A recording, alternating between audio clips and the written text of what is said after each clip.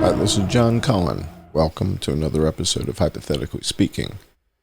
As we're approaching the 1-year anniversary of the Butler, Pennsylvania assassination attempt, we're going to spend this episode taking a closer look at what took place that day and the developments since that day. So what sort of evidence have we uncovered? What have we discovered since then? And we're going to take a deeper look at this. We're going to look at the congressional testimony from both Corey Mills and Eli Crane. And we're going to listen to their entire testimony with Chairman Mike Kelly and all of the back and forth. So we're going to be together for, I'd say, at least an hour. So buckle up. We are returning to Butler, hypothetically speaking. I'm John Cullen. Let's get started.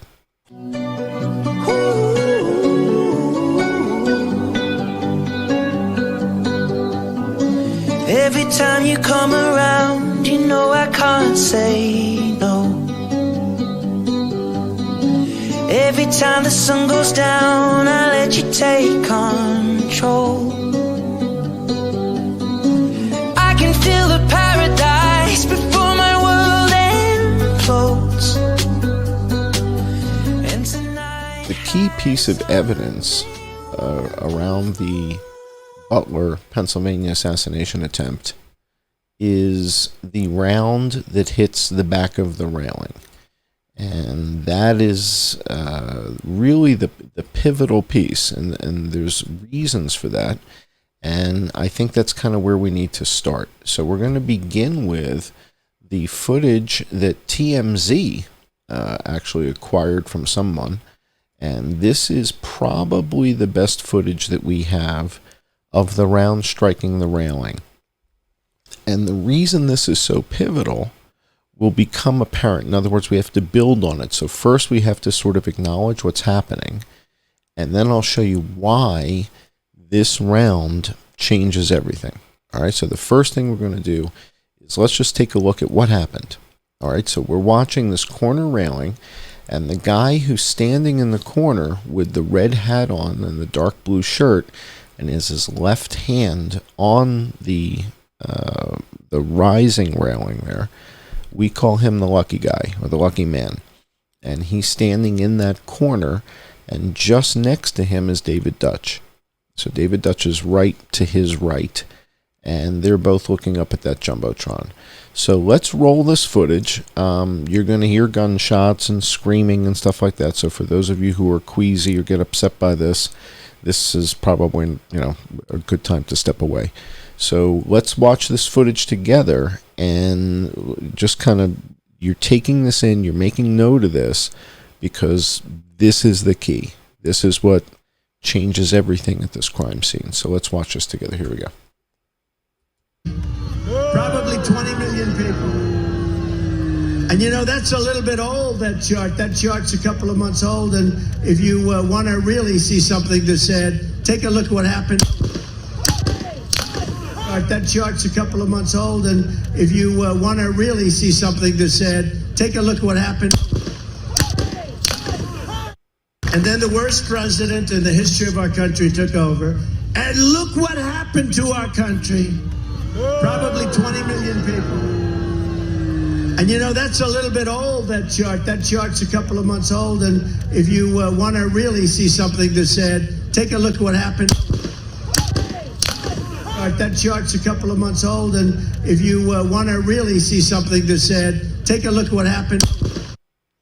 All right, so the reason this is so pivotal is there's two reasons, actually. But the first thing we have to kind of acknowledge is that there's a bullet hitting that piece of metal up there. So whatever it is, you guys call this thing, the stand riser, where everybody's standing, there's a bullet that's hitting it, and it's hitting it right next to this guy in the blue shirt and the red hat. Country, probably 20 million people. And that's a little bit old, that chart. That chart's a couple of months old, and if you want to really see something that said, take a look at what happened. All right, so there we have it. Now, his right arm by his elbow gets injured, and his right buttocks gets injured by shrapnel from this. So whatever, hit either the bullet itself or the railing turned into shrapnel.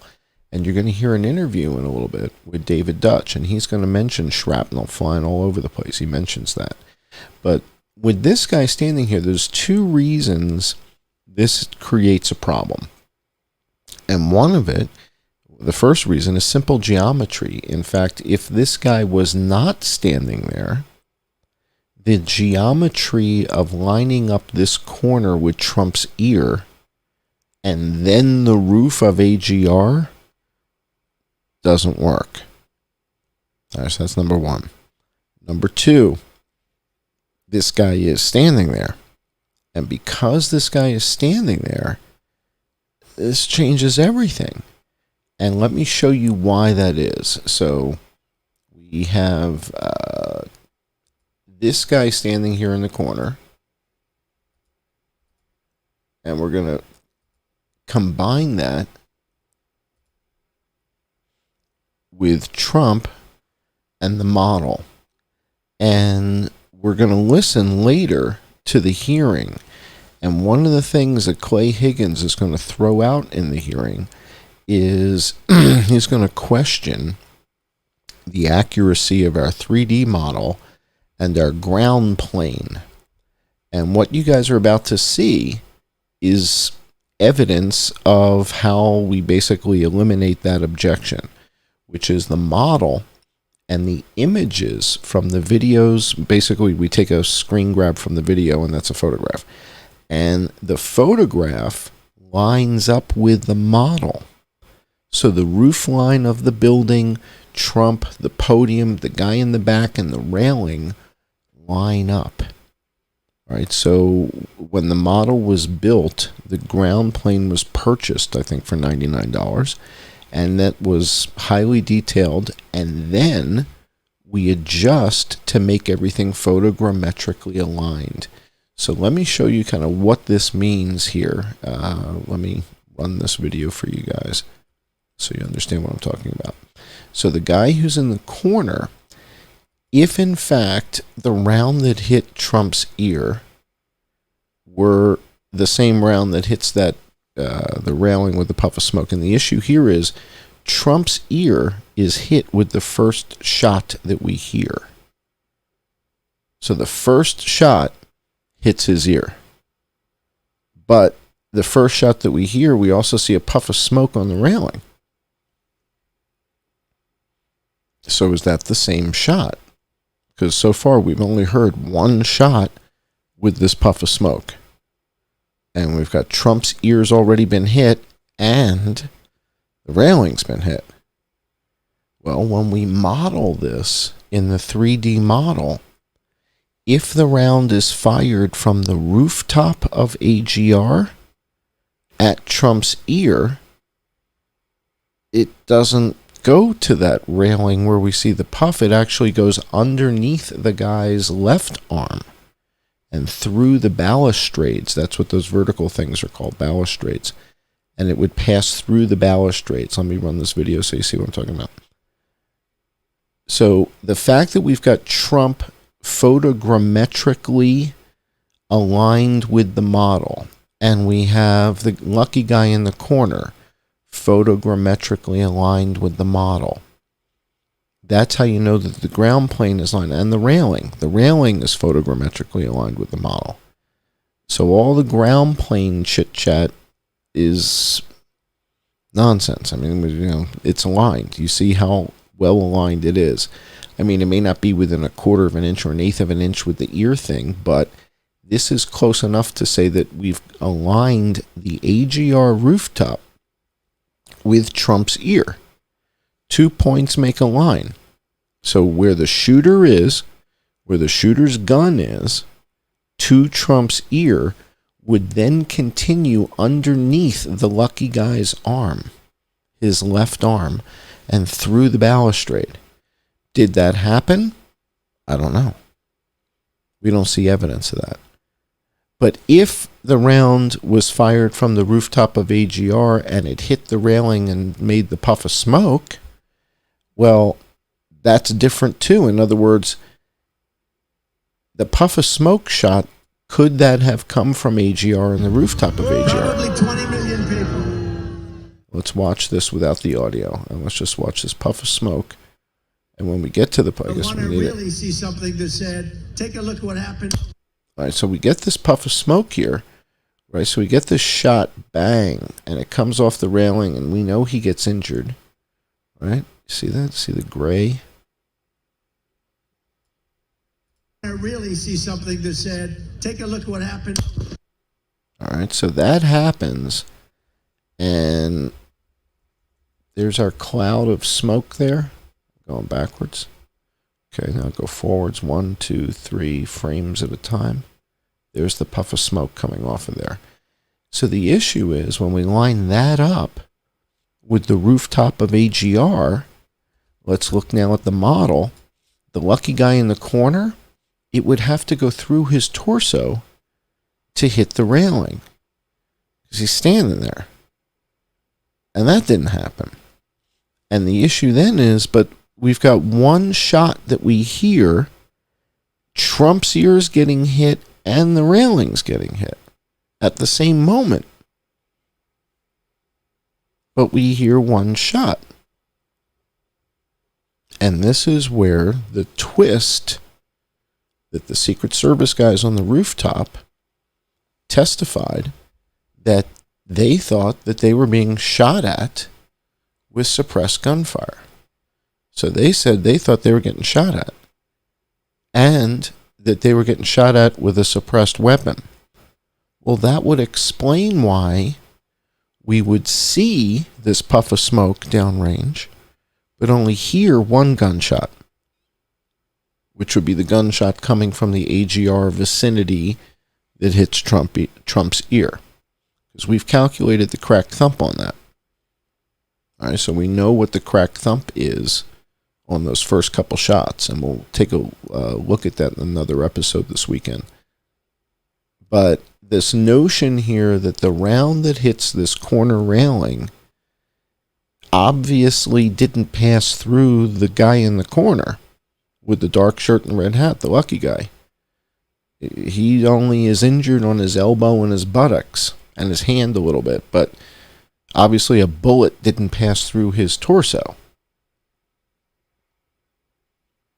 And that's what would, that's what would have needed to have had happened in order for the bullet to have come from AGR and hit the railing. It would have had to pass through him, and it would not have hit Trump. It's about 18 inches to 2 feet away from Trump if it hits the railing from AGR. So it can't be the same shot. And it kind of can't be from AGR either. And this is what introduces this notion of it's probably coming from the trees. And that's where we have the video clip of the guys turning towards the trees. And Vanessa Broussard saying it looks like that's where the gunfire is coming from.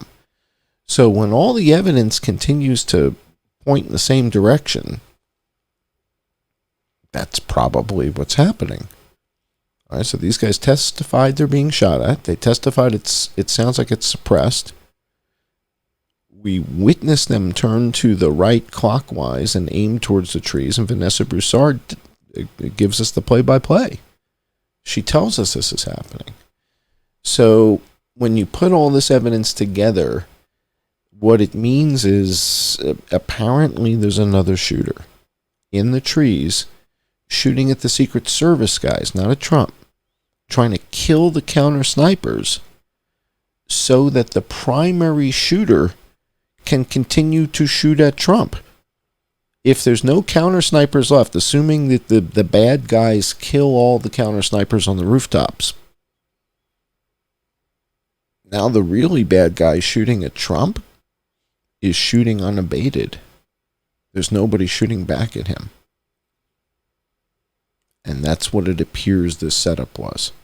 That they've got people shooting at the counter snipers so that the primary shooter can shoot at the primary target unabated. That didn't work out because they had a 15-mile-an-hour crosswind, and for some reason the wrong equipment, which is very bizarre. It's something that I don't understand. I think most of the other guys that I've talked to who have served don't really understand why such a mismatch on the equipment. The idea of a red dot sight for a 150-yard shot in outdoors in the wind is just a mess. I mean, it's just the wrong choice. And for an operation of that magnitude, trying to kill a past president and a potential future president at that time, it's just very, very odd. It's hard to explain. All right, so we've got a lot of evidence that we want to take a look at in this show. We're going to be taking a look at a couple of stories. In fact, the first thing I want to share with everybody is a couple of the news stories that broke this week. So we've got a number of Secret Service people that were put on probation or something like that. And that was a story this week. And they also spoke to Corey Comparatore's widow.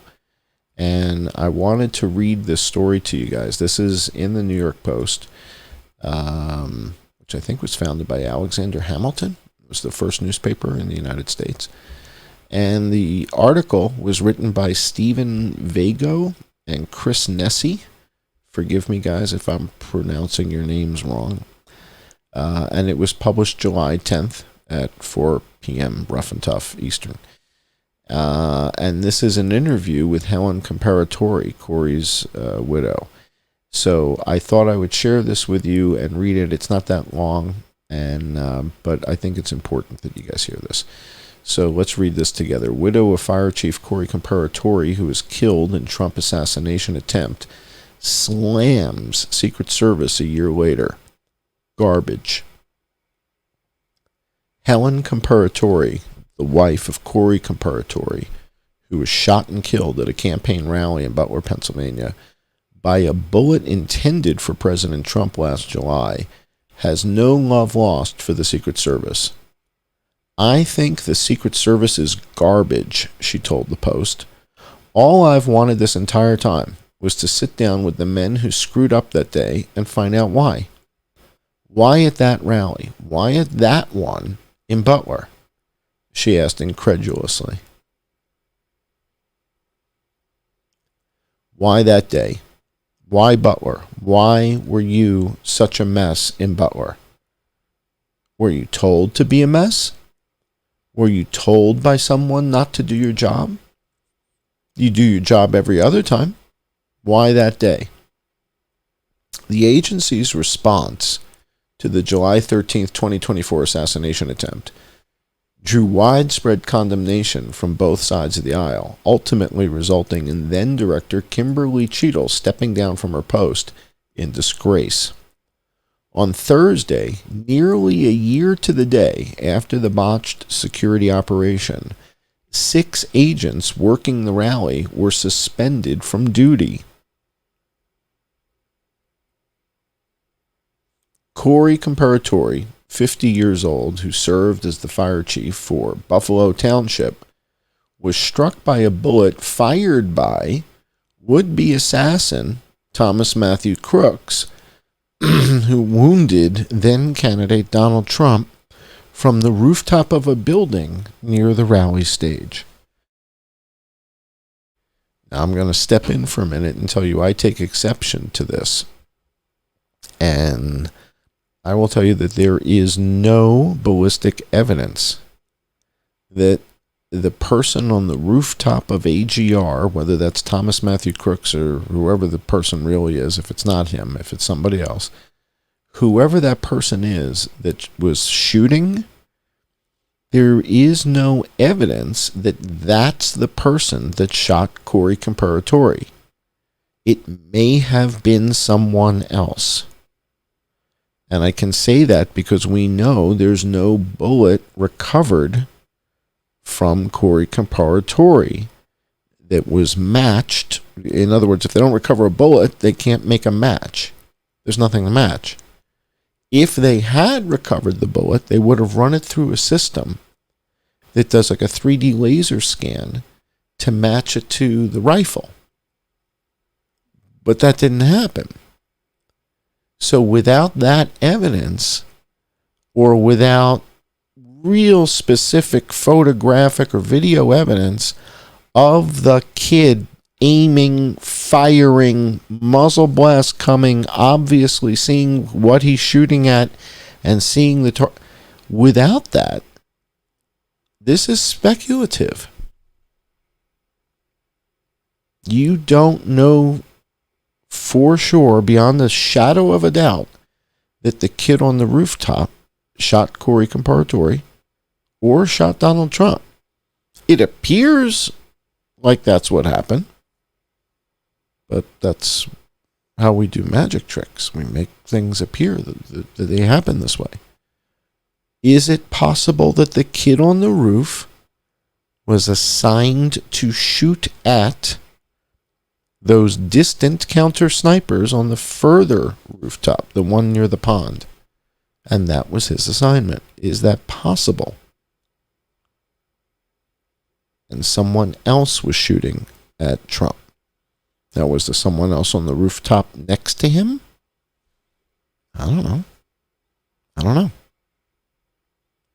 Was there someone else removing a window downstairs? I think Clay Higgins said the windows don't open or something. Well, if you're a glazier, you know how to use glazing caulk. You know how to take a piece of glass out and put a piece of glass back if you're a glazier, right? Or if you trained at FBI counterterrorism school like Mike Mirko did, you probably know how to remove a pane of glass and put some glazing caulk and put it back, right? So this is speculative. Let's continue with the story.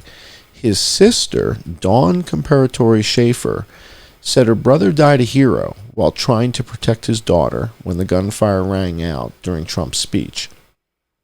Comparatori's daughter, Allison, at the time called her father the best dad a girl could ever ask for as she mourned his sudden death. Asked about what she'd say to Crooks's parents, Matthew and Mary, who have yet to issue a formal statement nearly a year after the assassination attempt, Helen put forth a barrage of questions. Now, again, I'm not certain that this kid killed Corey Comparatori. And I know Corey Comparatori was shot and killed, but we don't have ballistic evidence that the kid on the roof did it yet. The FBI hasn't produced that. Secret Service hasn't produced that. It's not part of their investigation and the stuff that they showed Congress. We don't have that.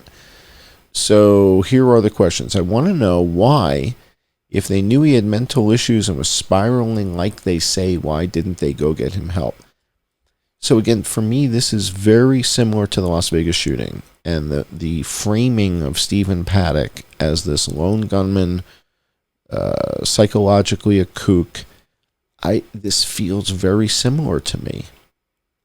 And I certainly understand Miss Comparatori's anguish, but I'm afraid she's kind of got caught up in the narrative here. And again, it's like this is all predicated on the kid took the shots that hit Corey in the head. And the kid was Thomas Matthew Crooks. Is it possible that the kid on the roof was not Thomas Matthew Crooks? Is it possible the kid on the roof identity is something that they consider national security? Is it possible that Thomas Matthew Crooks died earlier that day in a car accident on a turnpike on a wooded road or something like that, and he just happened to be in the morgue? I don't know. I have no idea. Is the kid on the roof actually Thomas Matthew Crooks? I mean, what the hell happened to this family? Matthew and Mary Crooks, the parents, are they in protective custody? Are they in the witness protection program? That's run by the U.S. Marshal Service. So I don't know. But this pinning this on this Thomas Matthew Crooks as the shooter on the roof of AGR is sort of two variables I'm not ready to commit to. I'm not ready to commit that that's Thomas Matthew Crooks. And nor am I willing to commit that the rounds that hit Corey Comparatori in the head and killed him came from the kid on the rooftop necessarily. They came from that direction. They came from that vicinity. But we don't have ballistic evidence that it came from that weapon on the roof. Let's continue. After losing her husband so suddenly and tragically, the widow said she's changed her outlook and has learned to embrace every moment in life. Good. I'm kinder. I don't have an ounce of hate in my body. I refuse to be angry other than the Secret Service and that stuff. I don't let anger bother me. The world is too short for that. I miss my husband more than anything in this world. It's a tragedy, and it should never have happened. I wish he was here. Family's having a motorcycle ride on July 12th to commemorate her late husband, followed by a concert in Russellton, Pennsylvania, about 23 miles south of Butler, where he lost his life. It's all in honor of Corey. We hope everyone comes out and shows him the love, his wife said. She described him as a wonderful man, said he is very missed. Helen said she received a warm letter from President Trump last month. He did send me a letter in June, just checking in. He sent me some photos from the day, and it was just a beautiful letter saying our families will always be connected and that if I ever need anything, to please reach out. So that is the story from Corey Comparatori's widow. I think her name is Helen. And daughter is Allison, and his sister is Dawn Comparatori Schaefer. So that's the story here. Again, Helen Comparatori. So what I'm afraid is that, again, this pinning of this on this lone shooter guy on the rooftop, I'm not sure the evidence indicates that. So we're going to be taking a look at the model. We're going to go to the 3D model. We're going to look at some aspects of where the gunfire came from. In other words, we can look at the shot that hit the railing that probably came from the tree line. We can look at the shots coming from the rooftop and maybe better understand, did the shots from the rooftop, were they even in this direction? Were the shots that the kid on the rooftop was taking, were they towards Trump at all? Or was there someone else shooting towards Trump? I don't know the answer to this, by the way. I'm exploring it. So I'm trying to figure all this out in real time with you guys. So we're going to go to the model and we'll take a look at some what if scenarios. What if this kid wasn't necessarily shooting towards Trump, right? Could there have been another shooter somewhere along this line shooting at Trump that would have hit Corey Comparatori, that would have hit David Dutch, that would have hit James Copenhaver? The other question that we're going to take a look at is it possible that James Copenhaver, David Dutch were shot from the tree line, and that the rounds that hit them did not necessarily come from AGR at all? In other words, if David Dutch was hit, was he shot from the trees? James Copenhaver, was he shot from the tree line? Were these guys hit by silenced gunfire, suppressed gunfire? I don't know, but it's something we can explore. It's something we can take a look at, right? So we can use the model to figure out, is it possible that that's where these guys were hit from? And is it, would that explain why nobody wants to talk about the rounds and whether there were rounds recovered from David Dutch or not? We don't have that. And apparently there's still a round in James Copenhaver. So let's take a listen to this interview that one of the channels in Pittsburgh was able to get. And they've got James Copenhaver, they've got David Dutch, who I've been able to connect with, is a great guy. That a young man tried to kill then candidate Trump during a rally at the Butler Farm Show grounds. A bullet hit Trump's ear. A man in the crowd, firefighter Corey Comparator, was killed and 2 other people were hurt. Jennifer Barrasso just sat down with Corey Comparator's family minutes ago, as well as the other 2 victims who survived, David Dutch and Jim Copenhaver. She's live with a story you'll see exclusively on KDKA. Jen. Kim, so Corey Comparator's family and David Dutch and Jim Copenhaver, who survived, they are bonded by this tragedy, and they're bonded by the frustrations they have against the Secret Service and their failures. And they believe, the 2 men who survived, they believe it was a miracle that they did survive in that fateful day in Butler. Now, in a KDKA exclusive, Trump Butler rally shooting survivors, Copenhaver and Dutch met with Corey Comparator's sisters and his mother nearly 1 year after the Trump attempted assassination in Butler. Dutch and Copenhaver then sat down exclusively with KDKA. They were sitting on July 13th in the bleachers behind former President Trump, seats they did not originally have, but moved, they tell me. They described the moment they were shot. When it felt like somebody punched me right in the gut. I didn't hear any shots right away. We noticed some shrapnel flying, and we were didn't know what it was. And then I got hit, and then round shrapnel was flying everywhere, and I was just yelling for people to get down, and tried getting down the best I could to where I'd be able to get back up. And basically, after shots finished coming, I told my buddy, I said, "Hey, I'm hit. I need to get out of here right now." So I was standing up looking at the Jumbotron behind me, and next thing I know, my sleeve has been yanked, and I could see a portion of it going by pretty fast, and I heard, "Pew!" Yeah, I mean, I heard it. And I didn't realize at the time that I'd gotten shot, but I turned around, and that's when I got the second shot. So the second shot, it didn't hit bone.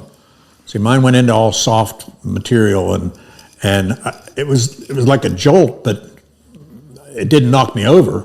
But I didn't want to stand anymore either, That doesn't. Jim Copenhaver, who is 75, now walks with a cane. He was shot twice.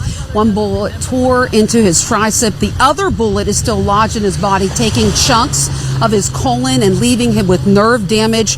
The shrapnel in his pelvis, I've learned, may never be able to be removed. He has had multiple surgeries to repair his lower abdomen, infections, scar tissue, and pain. He struggles even to put his own shoes on. David Dutch, 58, was shot once in the abdomen. The bullet split his liver. He has fragments inside his abdomen that can't be removed. He can't go back to work, still dealing with a lot of pain. And they do have lawyers, and they have started a lawsuit regarding negligence on July 13th. We'll have more on this story. Stay tuned to KDKA. More from David Dutch and Jim Copenhaver and Corey Comparator's family.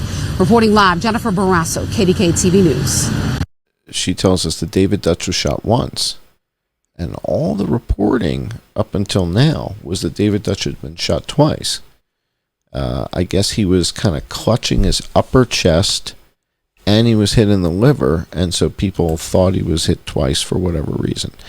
But according to this report, he was hit once, and that's good enough for me. So The net of this is James Copenhaver was shot twice, once in the tricep on the left side, and then in the abdomen, in the liver. It sounds like they both got hit in the liver. And David Dutch was hit once. Doesn't sound like anybody's terribly thrilled with Secret Service guys. That seems pretty consistent. All right, let's take a look at some of the newer developments that have been happening in the last week or two. Just recently, Piper Truth 1 posted a bunch of names of some of the counter snipers at the Butler venue with photographs of them so that we can better understand who's who. These are not the guys that were on the roof behind Trump. These were the guys over by the horse ring, where there's like a grandstand area. And so Piper Truth got some information, got some data, and started publishing it on X, formerly known as Twitter. And I kind of latched onto it and said, "Oh, this is interesting." And this is going to take us into sort of an exploration I think you guys are going to enjoy. So Piper Truth posts this on X, and I put a post out and said, "Hey, great work by Piper Truth finding the names of the other snipers and this image from the FOIA dump." So the names are Matt Wagner, Bill Wilson, Ben Schaefer, and Ben Huminski. And what I posted was, it says one of these guys must have contacted Eric Prince and was the source of Prince's 488-yard tweet. One of these four guys took a shot. But at whom? Where? Remember, President Trump said behind a tree, not on a roof. All right, so the issue here is that these four guys none of them are 488 yards from the kid on the roof of AGR. And Eric Prince was real specific. President Trump less so, but President Trump said 400-something yards when he was talking to Elon Musk in the Tucker Carlson film. So who are these guys? Matt Wagner, Bill Wilson, Ben Schaefer, and Ben Huminski. And why is this so important? Well, we've got these counter snipers on the rooftop behind Trump. We don't know the names yet of the two guys that were closest to AGR, but were kind of hidden by that tree. We do know the names of the guys who were on the furthest rooftop who ultimately ended up shooting the kid on the roof. So the guy who fired that 10th shot, that's David King. He's all the way on the right-hand side. The guy who was with him is John Marciniak. So those were the two guys on the Hercules 1 team on the South Barn rooftop closest to the pond. And it was David King that took the kid out on the rooftop. The other team, we don't know their names. That's Hercules 2. And they were being shot at. They're the ones who testified they were taking fire and that they thought it was suppressed. I believe both teams were taking fire. But that's another story. All right, so what Piper 1 posted that was so interesting was this photo. And this photo shows us these guys in the bleachers. And this is something that we never really saw this before. But a while back, we had this, right? Photograph on the left-hand side here. But when we see this is a whole new perspective. So I was curious, where did this come from and all that? And we're going to get into that in a second. But again, this ties back to this Eric Prince tweet. So Eric Prince was the founder of Blackwater. And Eric Prince puts out a tweet that says that there was a Secret Service counter sniper who took a 488-yard shot and dispatched the assassin. He says it down here in the third paragraph. So it's pretty specific, 488 yards. And he talks about, how many shots the bad guy took and all that, and then he killed him. So Eric Prince sends this out, and the issue is that from these bleachers, so from this, this location, and in particular, I'm talking about the one on the bottom, the image on the bottom, It is 488 yards to the water tower, not to the kid on the roof. And that's kind of awkward. Now, we don't have any ballistic evidence of a shooter on the water tower taking any shots. All right, so I have to point that out. There's no evidence there was anybody up there shooting at anything that I have found so far. Yet, it is exactly 488 yards from the bleachers here on the bottom part of this bottom photo to the water tower. It's kind of awkward. So this image, the image up here, this is the broadcast booth in that same facility, the same building. And all this stuff came from a resource that Piper shared with everybody and said, well, here's where you can get all this stuff. And you guys will find a link to this down in the comments. I don't want you to get off track right now, but there's a link down there to all this stuff.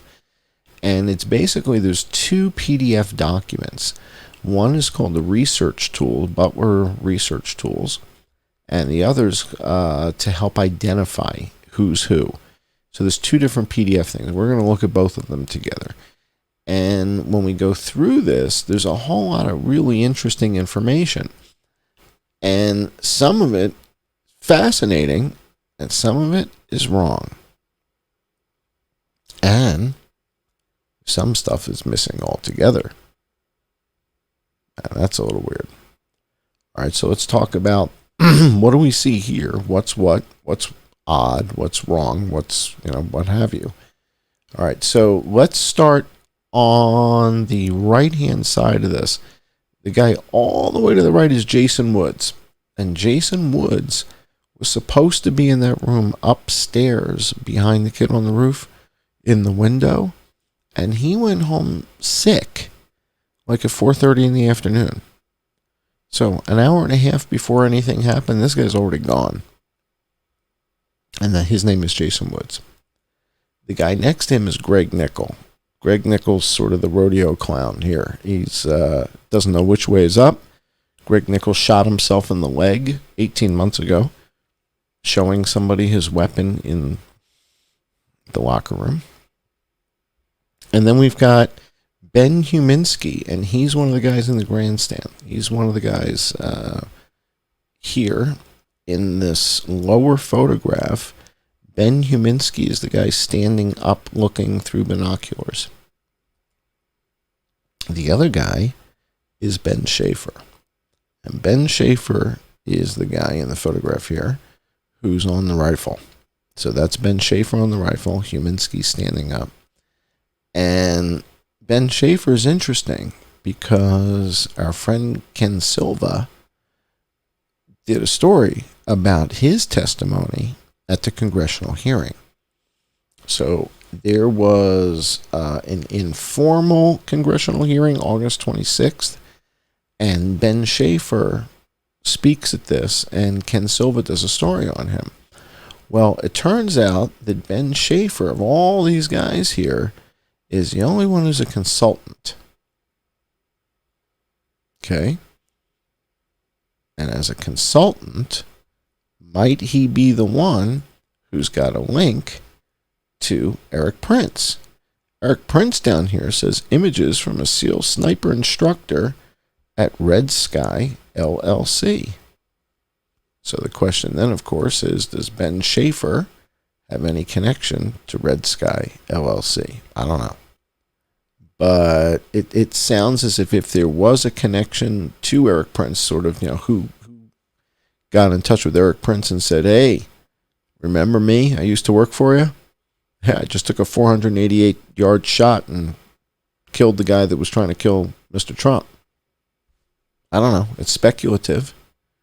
But somebody told Eric Prince that a 488-yard shot was taken.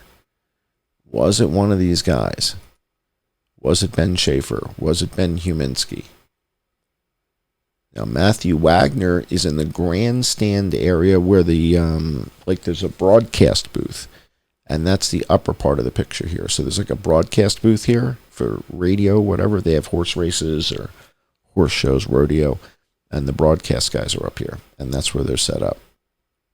So this is, in this room, in the upper room, you've got Matthew Wagner, and it says unknown, and it shows Mike Mirko.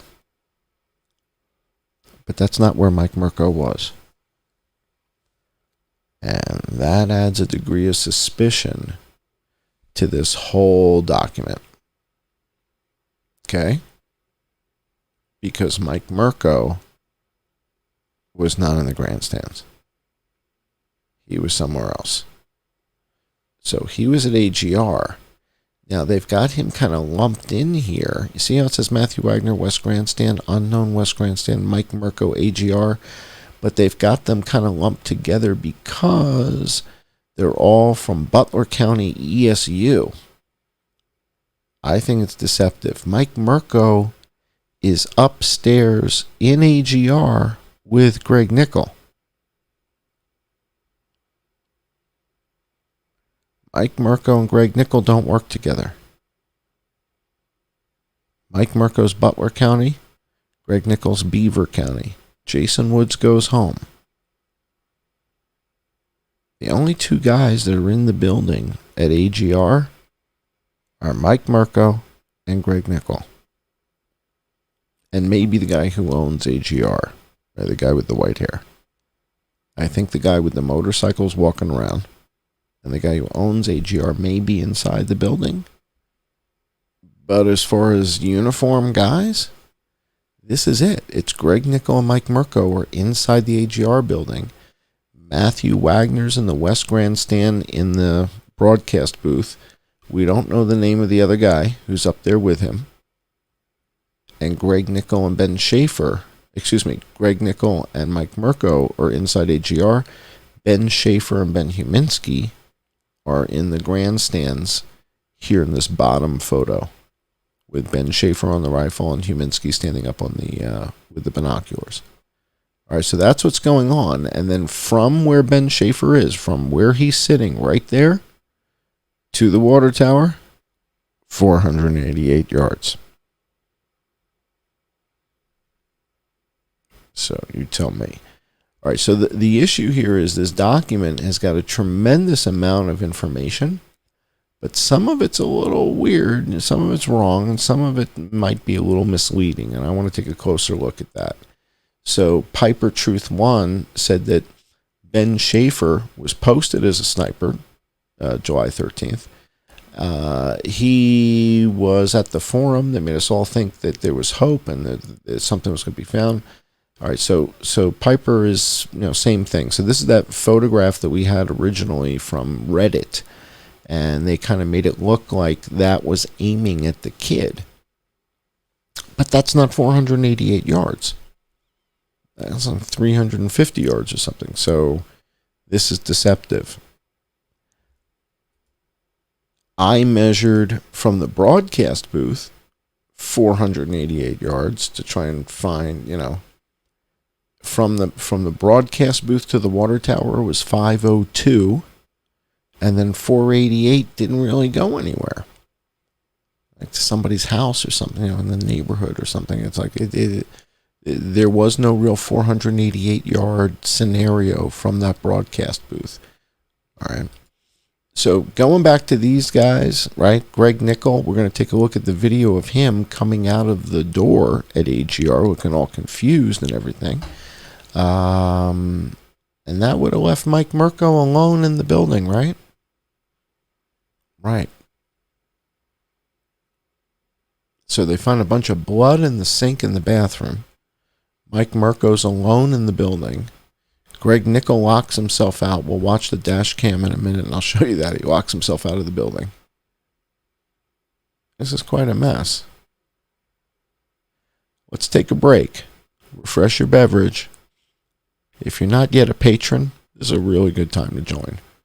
I'm going to be spending some time with the patrons going through some of this material in a patron-only session as we wrap up this, which I'm not doing right now. I've got a little bit more I'm going to share with you guys on YouTube. But if you're not yet a patron, consider supporting this work. All right, I don't have any sponsors. I don't sell pillows or supplements or anything like that. And for $5 a month, you can support this type of journalism at patreon.com or subscribestar.com. And that's the only way I make a living. And you guys know I do this full time. So we'll be right back in just a moment. I'm John Cohen here on Hypothetically Speaking, and we'll be back with the second part of the show.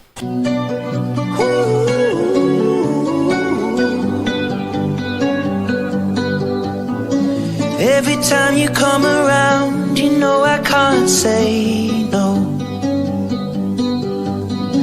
Every time the sun goes down, I let you take control.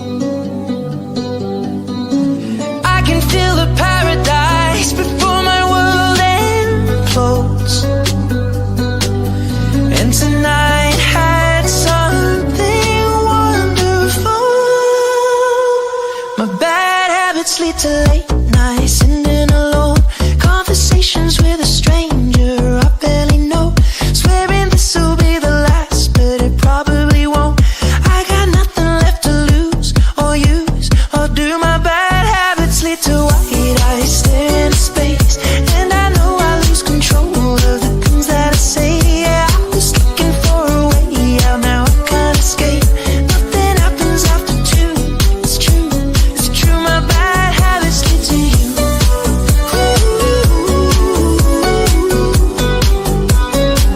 My bad habits lead to you.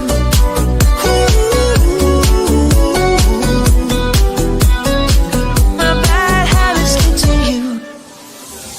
Every pure intention ends when the good times start. Falling over everything to reach the first time spark. It started under neon lights and then it all got dark. I only know how to go too far.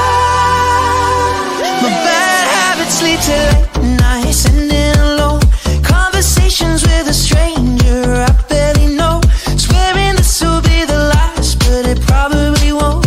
I got nothing left to lose or use or do. My bad habits lead to white eyes staring into space, and I know I lose control of the things that I say. Yeah, I was looking for a way out, now I can't escape. Nothing happens after two. It's true, it's true. My bad habits lead to you.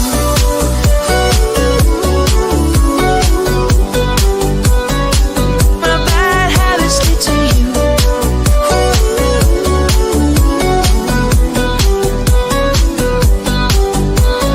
We took the long way round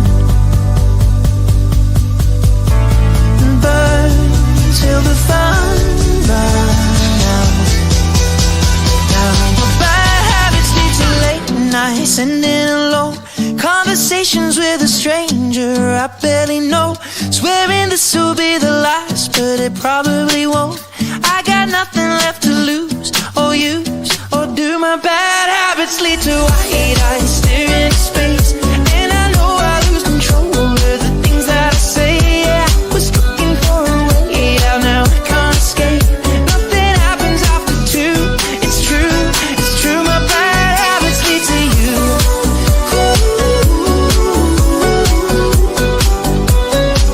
My bad habits lead to you.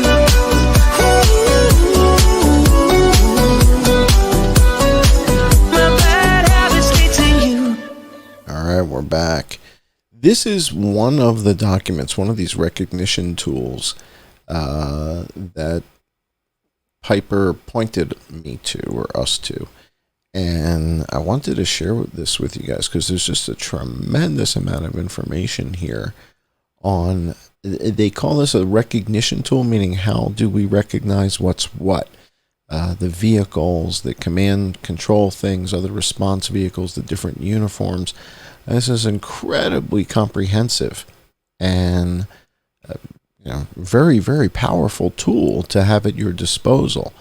And it looks like they list a bunch of people here. Thank you to all the peak prosperity contributors listed alphabetically below who helped with identifying the members of various police departments.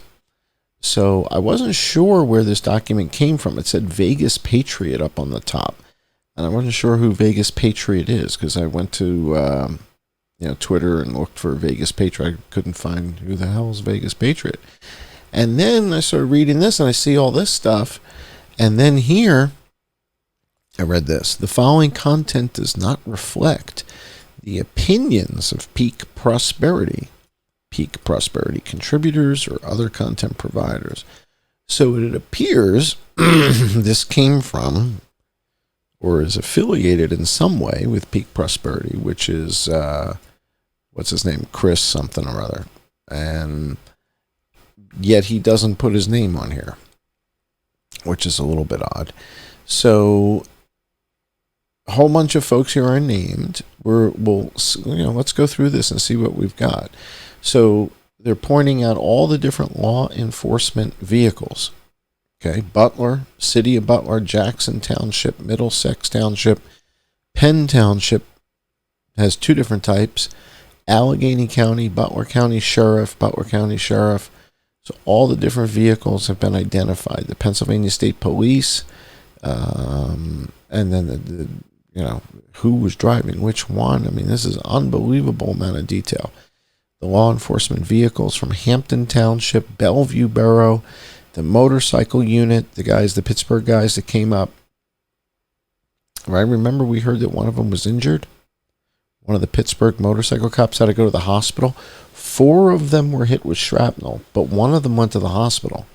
We didn't hear a whole lot more about that. And then they point out all these different Bearcats.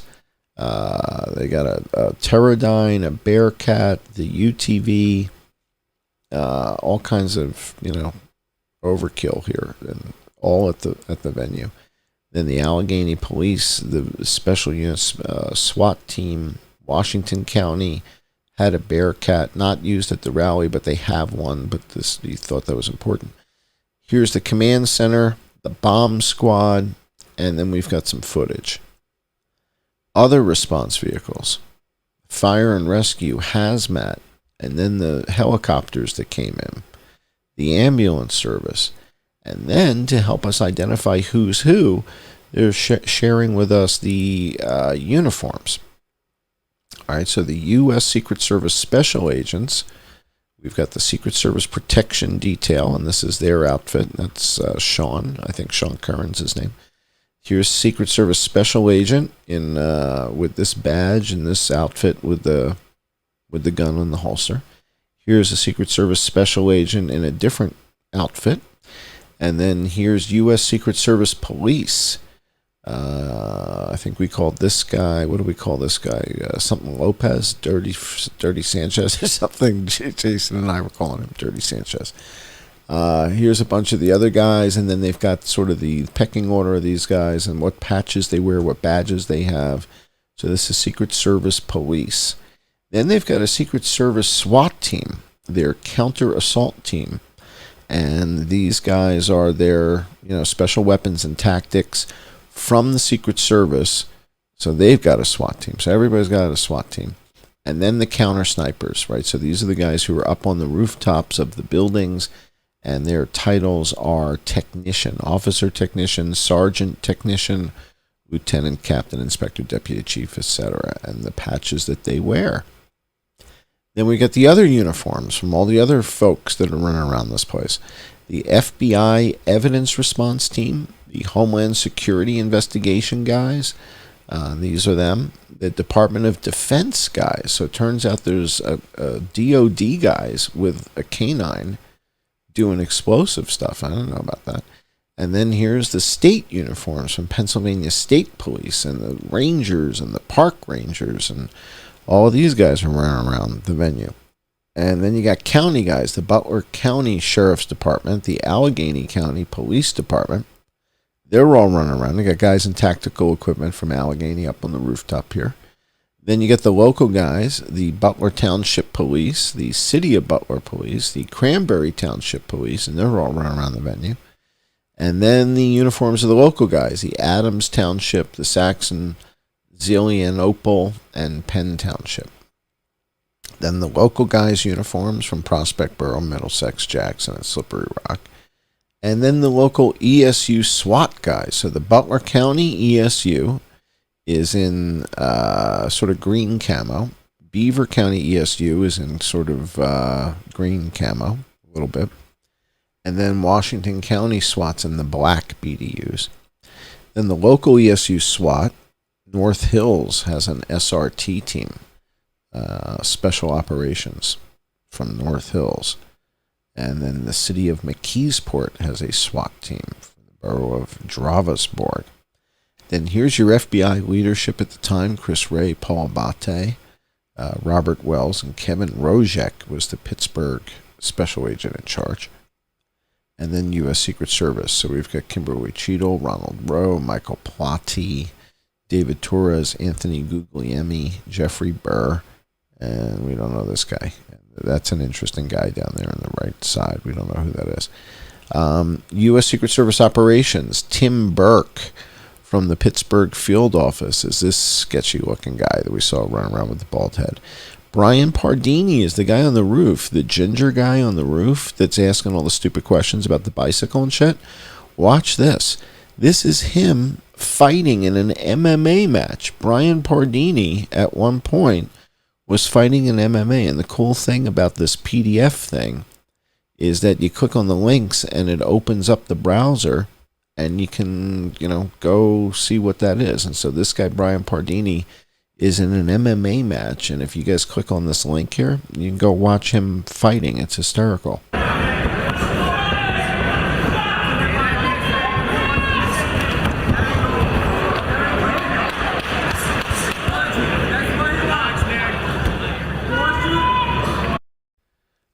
Here's Chase Clouser. He's running around the venue. TSI John Edwards is a technical security and technical security division investigator. Technical security investigator for technical security division. Fascinating. So all these are all Secret Service people. All these people are on the payroll. Secret Service agent Kristen Stahowski, Site PI Roving Post, Phoenix and Fresno. What the hell is she doing in Pennsylvania? John Seckler, unknown, from Baltimore and D.C. This is Special Agent Maya Sodi Perez, and she is one of the agents that was placed on administrative leave. We know that. And then this is Meredith Bank. She's the one everybody's making fun of because she couldn't holster her weapon, and she's probably 20, 30 pounds overweight. So I think people were kind of making fun of her. But I know that Maya Sodi Perez is from the Pittsburgh office, and she was put on this administrative leave. And then a whole bunch of other folks. Here's Ed Castro. This is the guy that Jason called. He's from Nevada, but it appears he was there, or it says unconfirmed. But Edward Castro is the guy that was responsible for flying the drone that we have quite a bit of footage of, and they don't want to talk about. And then here's Sketchy Guy down here. We don't know who Sketchy Guy is. So the fact that Sketchy Guy has not been identified with all this stuff, I find that interesting. Right? We were pointing at Sketchy Guy the first week. And so, who's this guy? Where did this guy come from? He doesn't look like he fits in. And we don't know his name yet. All right? And they know all these other names, and they don't know Sketchy Guy. So they know the names of all the protective details: Sean Curran, Matthew Pyant, Nick Menster. Don't know this kid's name, Special Agent. All right. And then we saw this clown show over here with this guy with the red shirt, and this guy looks like Frankenstein's brother, and it looks like he's got this long chain attached to his wallet, or he's got a pocket watch or something. I don't know what's going on. But they can't figure out who these guys are, and I think that's pretty funny. So, and they're running around with pistols in their hand, by the way. This guy's got a pistol in his hand. This guy's got a pistol in his hand. This guy's got a pistol in his hand. And they show you these guys over here. And so Piper posted this. Piper Truth posted this. They give some credit to Jason Goodman, provided by Detective Bonnie Sedlock to Jason Goodman. So that's good. U.S. counter snipers. Here's the guys that were on the rooftop. We don't know the names of the guys that were on the roof closest to AGR, but the guys on the rooftop closest to the pond, John Marciniak, and the guy who took the shot that killed the kid on the roof is David King. And these are the guys who were on the south barn, Hercules 1. The guys who were getting shot at, we don't know their names. And John Marciniak was considered the lead counter sniper. David King is the guy who takes the shot and kills the kid on the roof. Then state and local leadership. Detective Patrick Young is the guy that Jason calls and talks to. It's the guy down here with the goatee. And I think Jason spoke to him at least once. Pennsylvania State Police people. I don't know any of these people. To me, this is amazing because I'm not a people person at all. Like, this is overwhelming to me. A lot of great stuff, right? Tactical response members. Here's Zalaponi, right? So Zalaponi. Got that. Butler County. Here's Nederlander. Osterling. Here's Aaron Zalaponi. All right. A lot of detail here. Here's Richard Gianvito. Okay, he's out there. And Gianvito is one of the guys involved with the photos. Taking photos, getting photos, and Jason's got his name unredacted in some of the photo stuff that he was tracking down. So Gianvito's a key guy. Michelle Vasilidodos Nickel is Greg Nickel's wife, and she was the medic up on the rooftop. We see her here. Then we got a whole bunch of these guys. These are the CAT guys in their SWAT gear, special tactic kind of guys. Counter assault from Beaver. And then we got this crew here that we know. These were the counter snipers we talked about earlier. Greg Nickel, Ben Huminski, Ben Schaefer, Mike Mirko, and I think Mike Mirko is kind of suspect number one for me. Butler Township Patrol guys. These are the patrol cops. Other departments, detectives, the chief. It's amazing anything happens. And then other agency personnel. Dr. Goldschmidt, the medical examiner. William Young, the coroner. All right, so those are the key people. Non-law enforcement participants. So one of these weird-looking guys, they don't know who that is. Margot Martin is the director of communications. We see her running. She's in like a blue outfit.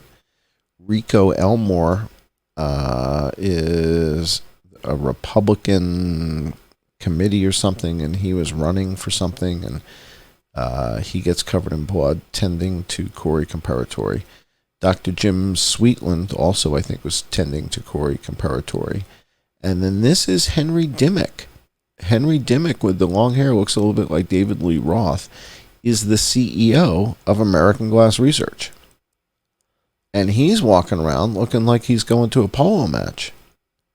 And I think some people may have confused him for the shooter, to be honest with you. So this is Henry Dimmick, the CEO of American Glass Research, looking a whole lot like David Lee Roth and running around. This is Kurt. Kurt is the motorcycle owner. That's the guy who parks the Harley in front of the place, and I guess he works at AGR and is one of the senior guys there. So he just barks right in front and whatever, but whether he was in the building or walking around, he's got a flag draped over him.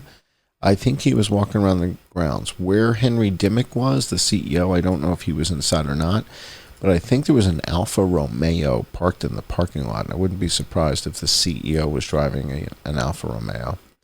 We saw the interview with Mr. Evans, the guy with the bicycle that was riding to Idaho or something like that, and he had a bedroll and a backpack with him, and they thought he had the bomb. So we saw the interview with him. And then down here they got links to all the body cams. So all the different body cams from all the different cops with the names of the cop that was the body cam is from and all that. So, and Grassley's body cam, and then the map of the venue. A lot of great stuff here. This is unreal. And then links to the FBI's field office in Pittsburgh, and the Secret Service has a field office in Pittsburgh. Homeland Security, the Pennsylvania State Police, links to all their stuff. All the departments in Butler County, all the Beaver County departments, all the Washington County, everything is all here. So that's great. All right, so the issue is that they've got Mike Mirko kind of looking like he's in the grandstands, but he's really upstairs with Greg Nickel. And Greg Nickel comes darting out of the doors of the building 2 minutes after the shooting, looking around like, what's going on? What's going on? Leaving Mike Mirko alone in the building. Let's take a look at this other document. So there were two of them. This is the recognition tool. Let's take a look at the second document that we have here. All right, so this document is the one they call research tools. Similarly, following content does not reflect the opinions of Peak Prosperity. So, again, this is linked to Chris Martinson. So we've got a timeline of events, and the sources are Raw, Roku, and Vegas Patriot. Timeline with the Congressional Task Force, links to that timeline according to Senator Johnson, according to Fox News, according to PBS.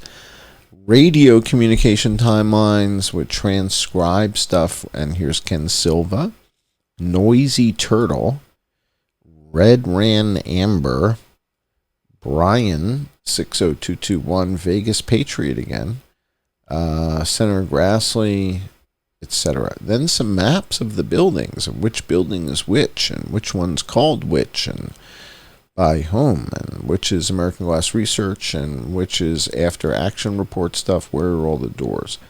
Then Sori's buildings and doors map over here on the right side. And then a bunch of other overview maps. More overview maps. Initial map from the July 9th meeting. Some more maps.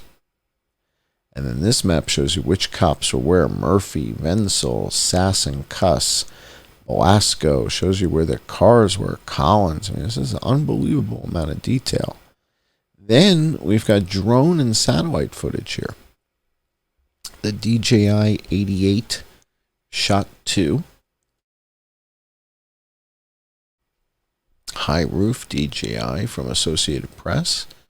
From Columbia Dispatch. From Sky News. Here from Paramount Tactical. From Benny Johnson. First aerial, initial roof, and updated from the Spa Guy. So we got Spa Guy content, we got Paramount Tactical content, we got Benny Johnson content. More body cam stuff. And then videos. Here's Dave Stewart shaky cam. So Dave Stewart extended cut. This is all the shaky stuff with Dave's graphics. Sightings. The shooting from the crowd, and shooting from the crowd some more. So a whole bunch of footage here. Rally videos from crowd victims. For those of you who are already supporting my work at Patreon and Subscribestar, thank you very much. Without you guys, I couldn't do this. And for those of you who are not yet and are considering it, please consider supporting this for $5 a month, and it really makes this possible. I mean, without your support, I truly couldn't do this. All right, let's continue with this this document, the research tools document. One of the things that kind of jumped out at me was that in the research document, he's got these rally videos, or she's got these rally videos, Vegas Patriot, and the videos have the crowd victims, so Dr. Mine, Dr. Sweetland, etc. But then there's some compilation videos over here on the right, and then there's synchronized videos. And he's got Rocky Trump Boa, and Rocky Trump Boa has a synchronized video. He's got the GHI sync with Tedesco. He's got the Milk Bar TV synchronized video, and the Spit 7201 crowd videos. And this is when I sort of started looking at this sideways, because there's so much information in this document, in both of them, And then I get to this, and those are the only videos that you have of compilations that are synchronized, because Jason did the Gigasync. And Jason did the Gigasync like a week after I did the Megasync, because the Megasync, I think, kind of inspired Jason that, really it would be helpful if we had one that was synchronized to the actual NTSC time clock or something like that they were using for the broadcasts. That's what Jason did, and that's like a level above what anybody else here did. But I made a video that I think I called Megasync, and my Megasync video synchronized a whole lot of content. And I guess for whatever reason, Vegas Patriot didn't think it was worth including or something. Let me just play a moment of this. This is from my Megasync.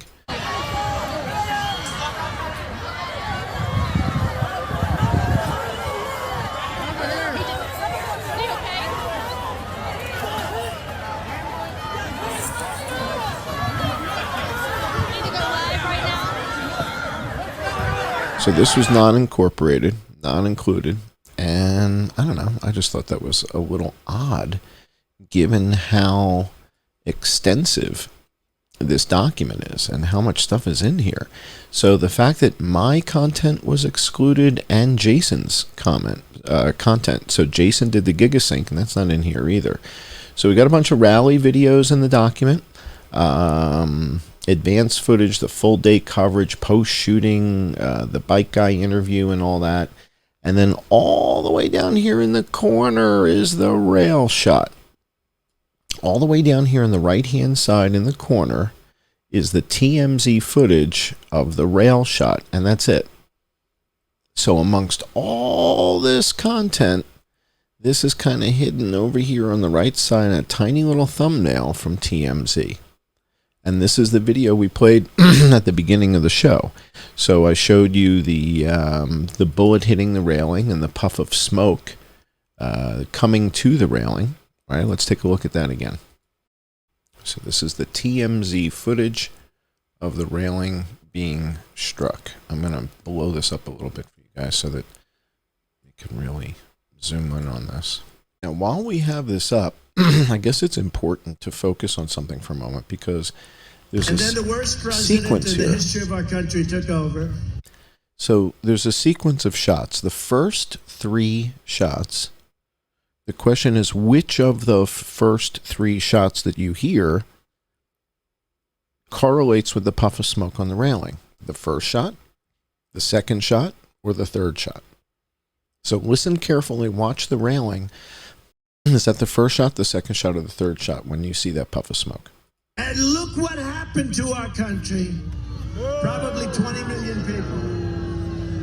And that's a little bit old, that chart. That chart's a couple of months old. And if you want to really see something that's said, take a look at what happened. That chart's a couple of months old.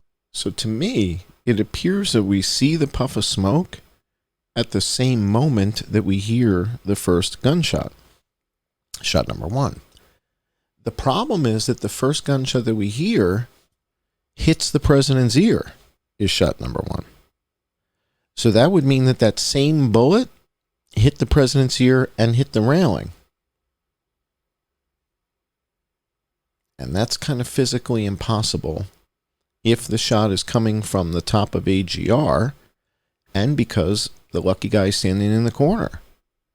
The bullet can't hit the railing and not pass through his torso if it's coming from AGR. And if you want to really see something that's said, take a look at what happened. All right, so the other thing that we're going to focus on, since we have this up right now, is which shot, which audible shot correlates with David Dutch being hit. David Dutch is right in front of the lucky guy right here. So you see David Dutch on the screen. He's got his American flag shirt on. He's got a hat on. He's right in front of the lucky guy. So let's see which of the three shots, if any of the three shots, hits David Dutch. Okay, let's watch carefully.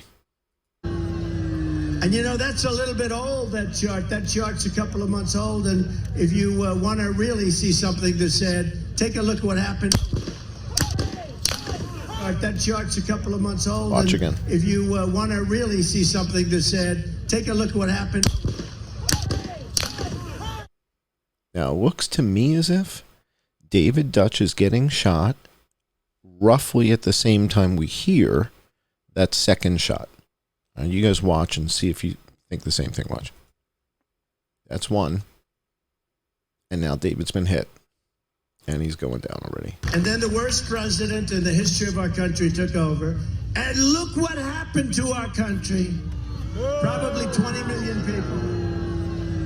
And you know, that's a little bit old, that chart. That chart's a couple of months old. And if you want to really see something that's said, take a look at what happened. 1, 2. That chart's a couple of months old. And if you want to really see something that's said, take a look at what happened.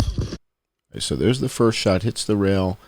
We hear the first shot. We see one hit the rail. David Dutch turns to his left and is looking, and then he's going to get hit right now.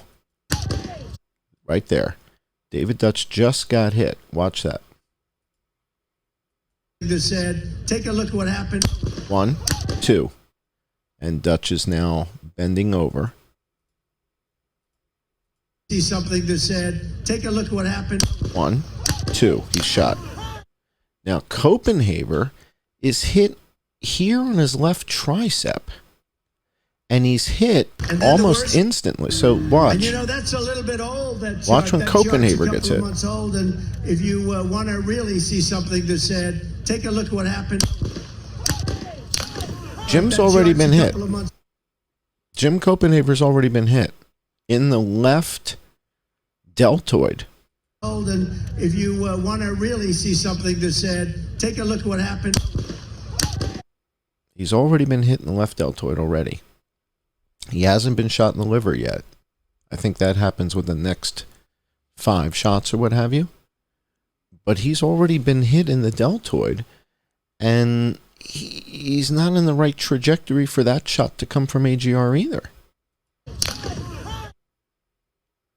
1 hits the rail. 2 corresponds with David Dutch going down, but Copenhaver's already hit on his history of our country took deltoid. Over.